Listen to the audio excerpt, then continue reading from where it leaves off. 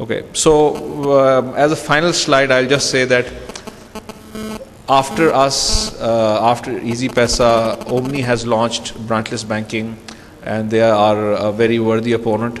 Other people are going to join in the fray, and what State Bank has done is exceptional, and it is going to change the face of banking in Pakistan, and it is going to give access to the poor persons to a means of saving money, a means of borrowing, a means of doing transactions at a low cost.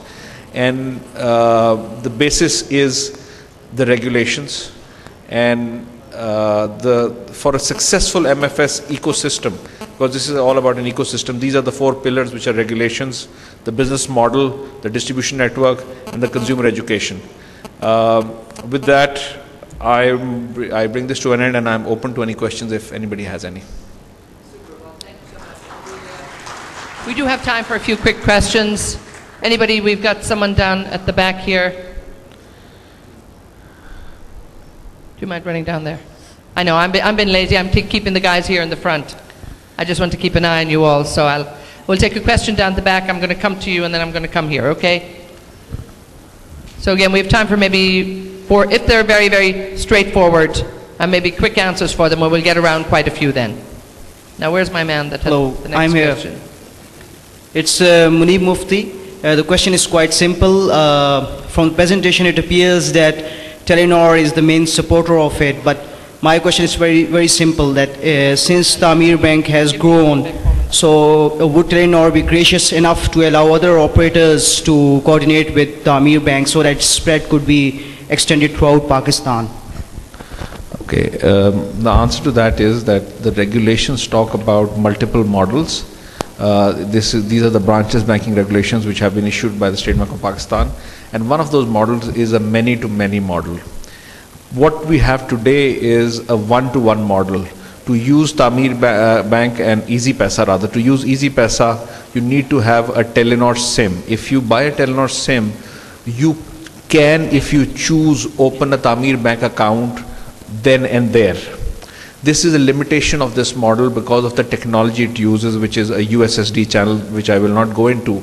However, in the future, and not too far in the future, there are other companies, including Easy Paisa, coming up with a many-to-many model based on the technology rollouts that happen, which will allow you to use any SIM and connect to any bank which is a subscriber to that service. So it is coming.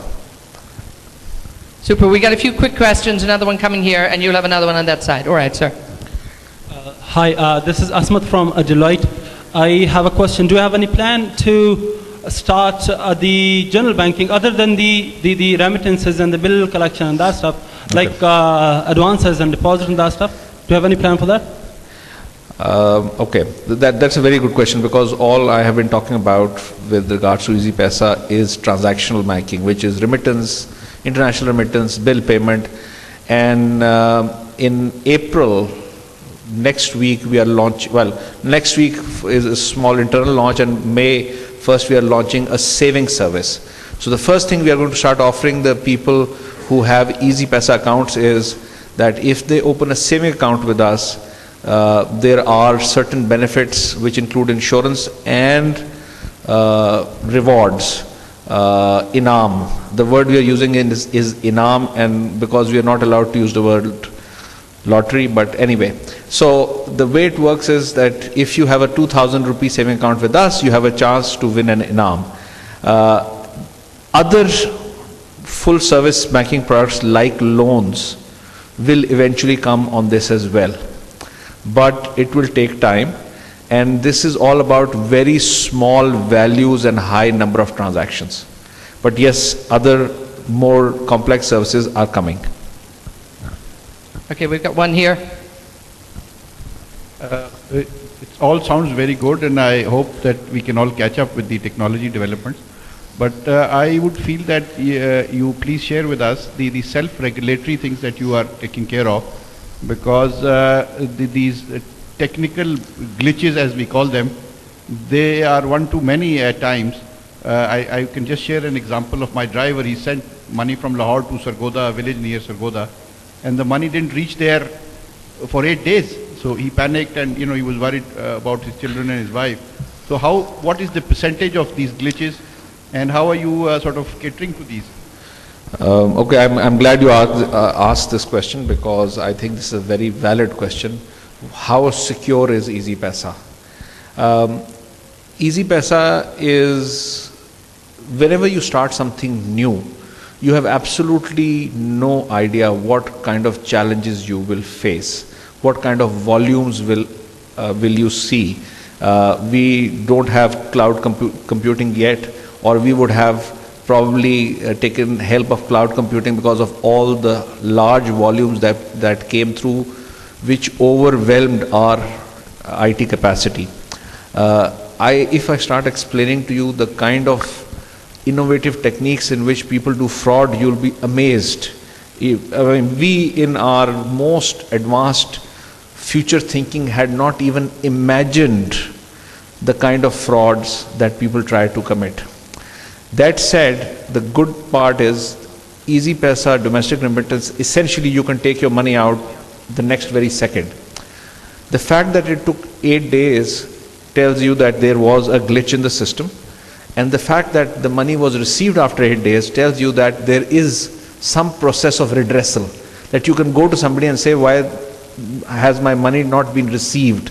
And there is customer service, which is more than you could say about a lot of other institutions in Pakistan.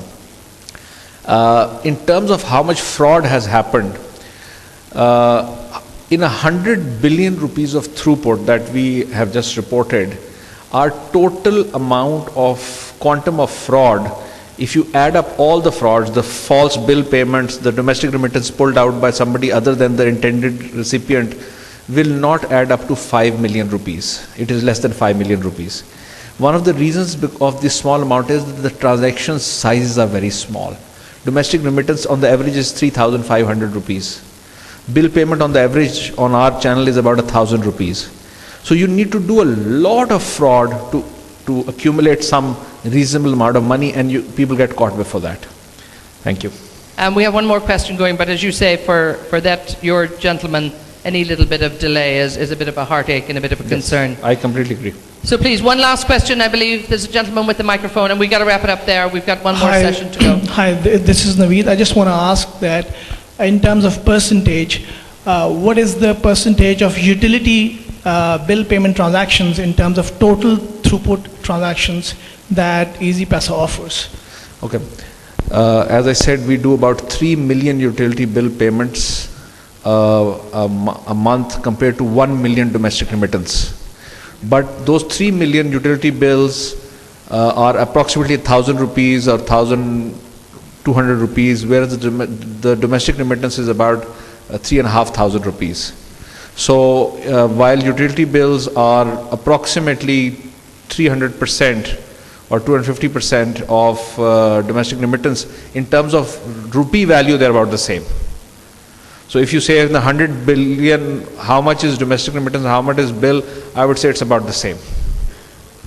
Okay, we've got to wrap it up there. I'm sorry. Mr. Mustafa will be around maybe to answer any other questions you might have. I'd like to call Mr. Mukhtar Jaffrey, please, to join me on the stage. Please stay with us. And once again, a job well done. I'm incredibly impressed with all the work you've been doing. So for Shahid Mustafa, the Chief Risk Officer, Tamir Microfinance Bank, a big congratulations to you and thank you so much. And a thanks to Mr. Jaffrey from Naveed Zafar Hussain Jaffrey Chartered Accountants for presenting our plaque. Thank you so much, sir.